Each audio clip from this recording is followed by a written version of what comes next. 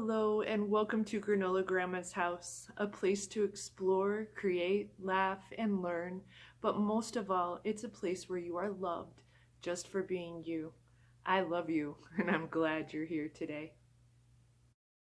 It's time for another Motivational Monday, where we get it in gear for the upcoming week. Y'all ready for this? Ready or not, October is here, y'all. What have you got going on this month? What are your goals? What are some dreams you have? Share them below. Throw me some comments out there. For me, this month is super exciting because it's my first time being involved with a fundraiser for the American Cancer Society.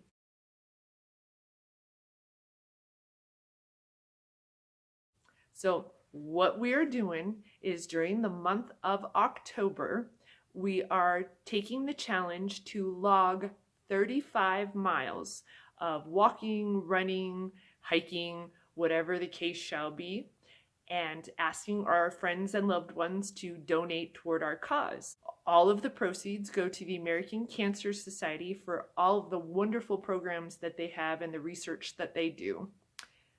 Let's get this cancer just bye. I want to extend the challenge to each and every one of you out there who are willing and able to join that 35-mile breast cancer challenge. Again, I've got that all linked below if you're interested in learning more about it, joining my cause and walking with me, or donating to my cause. All of those will be linked below in the description box. So today's quote comes to us from a 2017 film called Mary Shelley.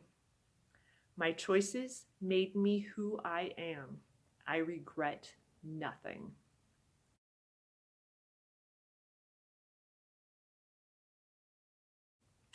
Now, Mary Shelley was actually born August 30th, 1797 in London, England, and she was born to William Godwin, who was a philosopher and a political writer, and Mary Wollstonecraft, there's a word for you, and Mary was a feminist. She never knew her mother because she died shortly after Mary was born.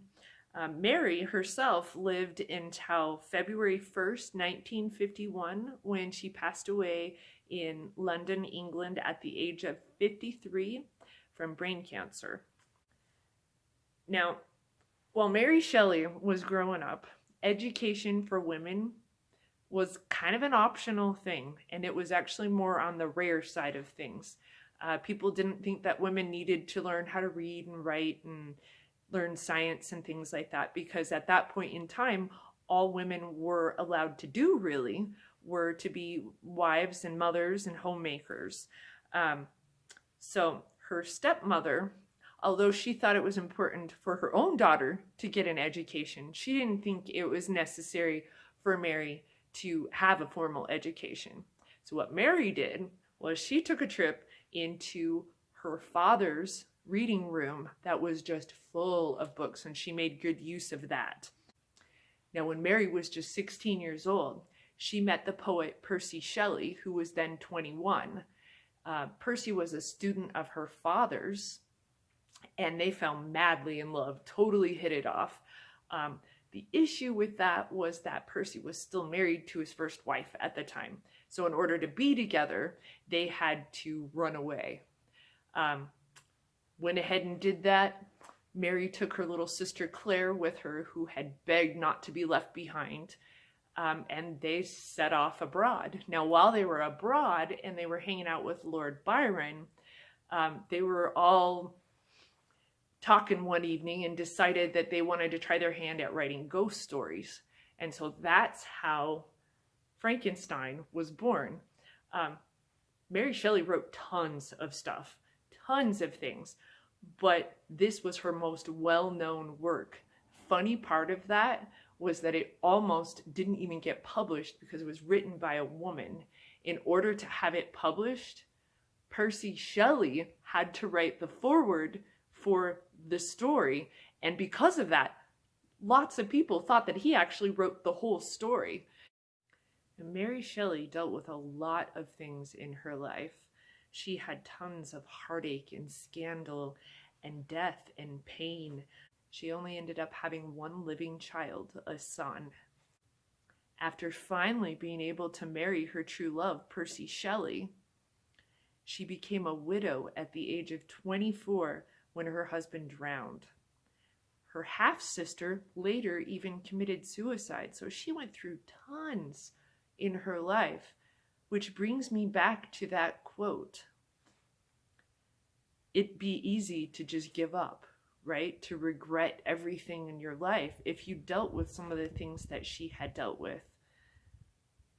I'm going to read that quote again. My choices made me who I am. I regret nothing. Now, granted, that did come from the film that I watched about her, but what a good lesson for us, you know? Everything that we experience, I feel, has a purpose. We can learn something from every situation. So our journal prompt this week is to write about a questionable choice you made and how it helped to shape who you've become.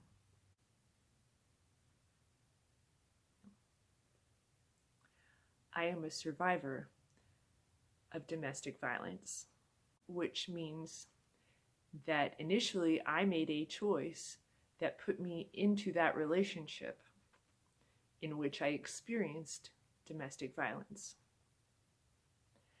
Now, I'm sure you're looking at that thinking, how could she not regret making that choice? I won't lie, it was terrible. It sucked.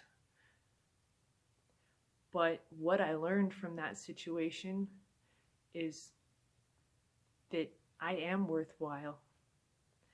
I am strong. I am capable. And not only did I get out of that situation, I've been able to help other people to get out of their situations as well. So, did it suck going through it? Oh yeah. Oh yeah. But do I regret it? Tricky question. I don't think so. I don't think so. I wouldn't be the person that I am. I wouldn't have that empathy toward other people in that situation if I hadn't experienced it myself. So no, I don't regret anything. How about if we lighten up the mood just a little bit? Oh yeah, it's time for the Book of Awesome. Today we're going to read about tripping and realizing nobody saw you. Babies take a while to walk. If you've seen it happen, you know there's plenty of falling, crawling, and bawling. Hey, there's a reason most 2-year-olds are covered in fat lips, skinned knees, and coffee table dented foreheads. Learning to walk ain't easy. Sure, you did it, and I did it, but we probably couldn't do it again.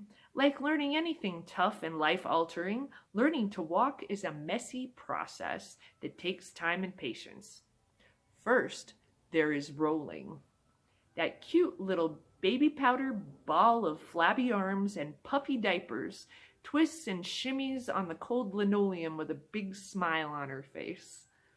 This marks a major step as baby is learning to move on her own. Don't laugh because you were once a flabby, wiggling diaper ball too. Once that's nailed, it's time to sit up and start crawling. This turns the house into a carpeted jungle full of discovery and adventure. Curiosity helps little ones discover pantry shelves, cat litter trays, and toilets. Some people have an adorable crab baby at this stage, also known as a 1-year-old, who crawls backwards or sideways instead of forward. Watch out for pinchy claws grabbing your hair and glasses. Next up, teetering. White-knuckled, apricot-sized hands grip staircase railings and kitchen table legs with furrowed brows and steely determination. The side benefit of diapers comes into play here, as handy butt padding for the vast number of harrowing, thunderous falls. Eventually, with immense focus and concentration, most of them manage to find their center of gravity and balance the baby chub on their two teeny tiny tootsies. After this point, it's just a matter of time. There's some nervous balancing without the railing, and then lopsided running with the occasional face plants in the front hallway. But soon, baby nails it, and after that, she's probably flying pretty high.